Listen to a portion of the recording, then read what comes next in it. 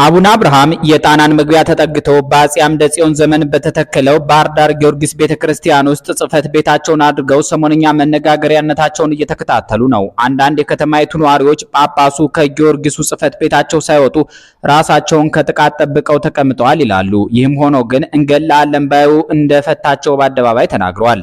ገዳይ ብዙ ነው ያመገላለው ሲለኝ ማን እንደሆነ ከየትኛው ጎራ እንደሆነ አላውቅም። ቀን ደርሷል በዚህ ሰሞን አስወግዳለሁ የሚለኝ ብዙ ነው ስልኬ ቢታይ። አቡነ አብርሃም ወደ ባህር ዳር ተጉዘው የሰሜን ጎጃም ሀገረ ስብከት ኃላፊ ከመሆናቸው በፊት አዲስ አበባ ብቅ ብለው የኢትዮጵያ ኦርቶዶክሳዊት ቤተክርስቲያን ዋና ስራ አስኪያጅ በመሆን በተለይ የጥር 2015ቱን የጥቁር መልበስ ዘመቻ በበላይነት እንደመሩ ይነገርላቸዋል።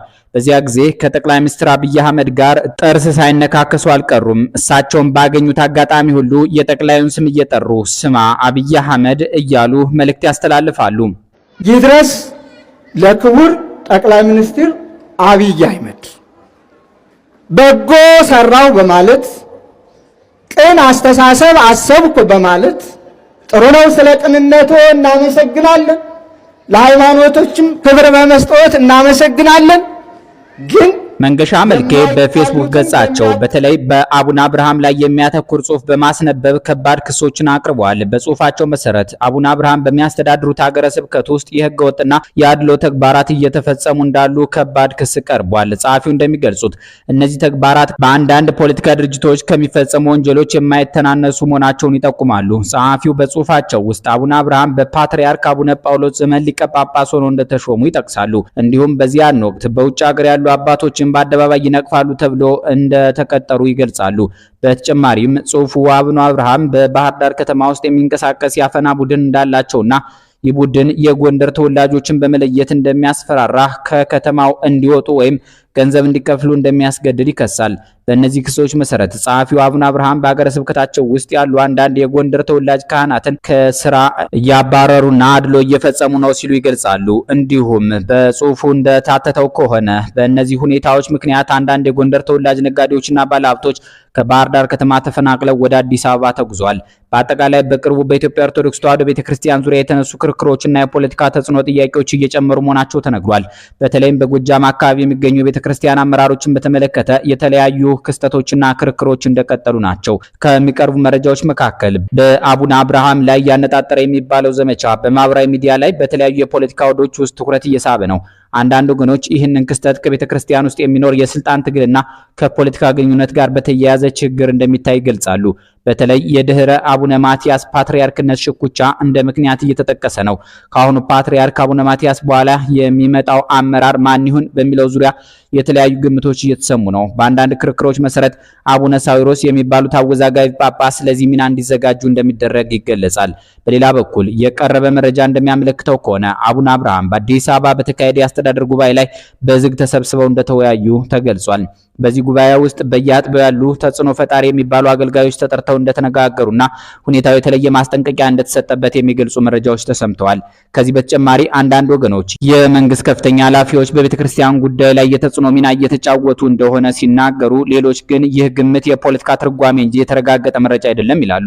ባለሙያዎች እንደሚገልጹት በኢትዮጵያ ያለው የሃይማኖት ተቋማትና ፖለቲካ ግንኙነት ረጅም ታሪክ ያለው ነው።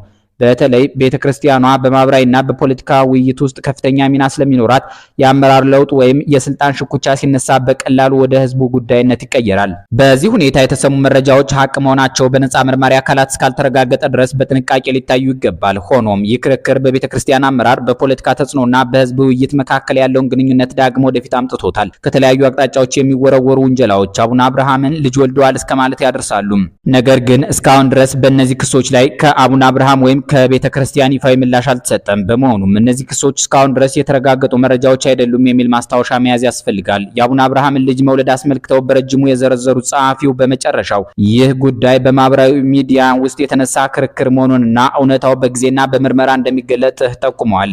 ይህም ከባህር ዳር አካባቢ የሀገረ ስብከት አመራር ጋር የተያያዘ ውጥረት የፈጠረ ሲሆን በተለይ ብፁዕ አቡነ አብርሃም ስማቸውን በመጠቀም የተለያዩ አስተያየቶች እየተሰጡ ነው።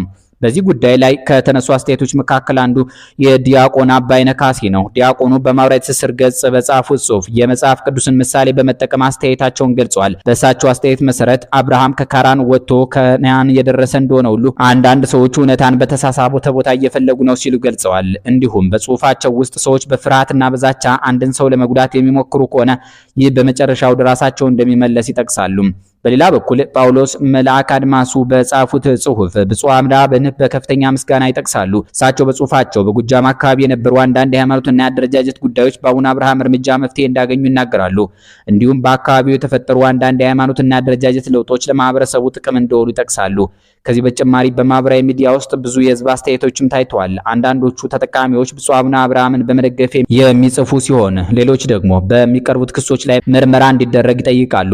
ይህ ውይይት በኢትዮጵያ ማህበራዊ መገናኛ ላይ በሁለት አቅጣጫ እየተካሄደ መሆኑን ያሳያል። በመጨረሻ ይህ ጉዳይ በአገሪቱ ውስጥ የሃይማኖት አመራር፣ ማህበራዊ ሚዲያና ፖለቲካ እንዴት እንደሚገናኙ የሚያሳይ አንድ ምሳሌ ነው ይላሉ ተንታኞች። እውነታው ግን በጊዜና በሚደረግ ምርመራ ብቻ እንደሚገለጥ ይታመናል። ሰሞነኛውን የአቡነ አብርሃም ጉዳይ ከሞቱት የሃይማኖት አባት ጋር አያይዘው ይገለጹም አሉ።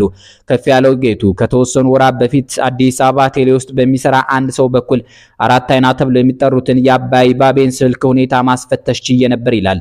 በስልካቸው ላይ ለፋኖ ጥይት የማያስመታ ነገር ትሰጣለህ በሚል ብዙ ማስፈራሪያዎች እንደደረሷቸው መግለጹንም ያስታውሳል። በመጨረሻም ሁሉም ለታሪክ ይቀመጣል፣ ትክክለኛው ጊዜ ሲመጣ እያንዳንዱ ነገር ለትምህርት እንዲሆን ይፋ ይሆናል ሲል ጽሑፉን ይደመድማል። ይህ ሁሉ ውይይት የተቀሰቀሰው በቅርቡ አቡነ አብርሃም የተናገሩት እንገላለን፣ በቅርቡ እናስወግዳለን እያሉኝ ነው የተሰኘ ንግግር ከተሰማ በኋላ ነው።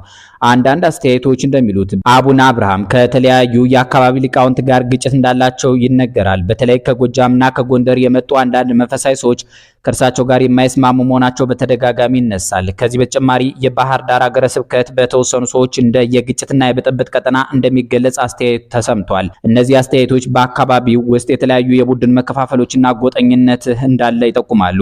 አንዳንድ ተንታኞች ይህ ችግር ከአንድ ግለሰብ በላይ ያለ በስፋት የሚታይ የመሪነት ችግር እንደሆነ ይናገራሉ።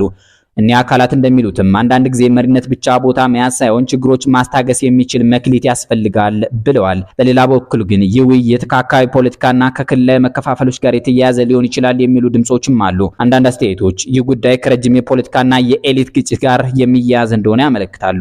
በተለይ ከ1960ዎቹ ጀምሮ መሪዎችን የማክበር ችግር እንዳለ የሚናገሩ አስተያየቶችም አጋጥመውናል።